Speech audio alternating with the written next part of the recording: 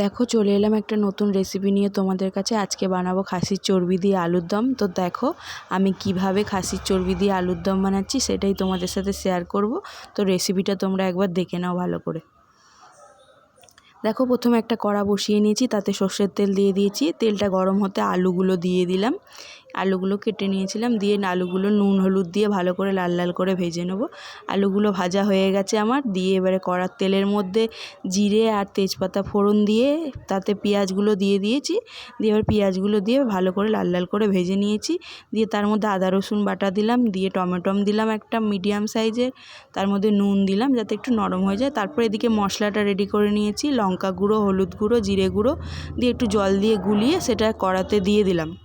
দিয়ে ভালো করে মশলাটাকে একটু কষিয়ে নেব। দিয়ে তারপরে এর মধ্যে চর্বিটা দিয়ে দিলাম, খাসির চর্বিটা যেটা কেটে রেখেছিলাম। তো চর্বিটা দিয়ে ভালো করে কষে নেব যতক্ষণ না তেল ছাড়ছে। তো ভালো করে কষে নিয়ে এবারে আলুগুলো এর মধ্যে দিয়ে দিলাম। আলুগুলো দিয়ে আর কিছুক্ষণ কষে নেব। দিয়ে তারপরে এর মধ্যে জল দিয়ে দেবো। যত ভালো করে কষানো হবে তত ভালো টেস্ট হবে। তো আলুর দমটা আমার ভালো করে কষানো হয়ে গেছে। এর মধ্যে আমি এবার একটু গরম জল দিয়ে দিলাম। দিয়ে এবার এটাকে ঢাকনা চাপা দিয়ে দেবো। দিয়ে কিছুক্ষণ ফুটলে আমার আলুর দমটা হয়ে যাবে। তারপরে দেখো আমার আলুর দমটা হয়ে গেছে। এর মধ্যে আমি গরম মশলা দিয়ে দিলাম, দিয়ে নামিয়ে নিয়েছি। তো দেখো আমি এরমভাবেই আলুর দম বানাই।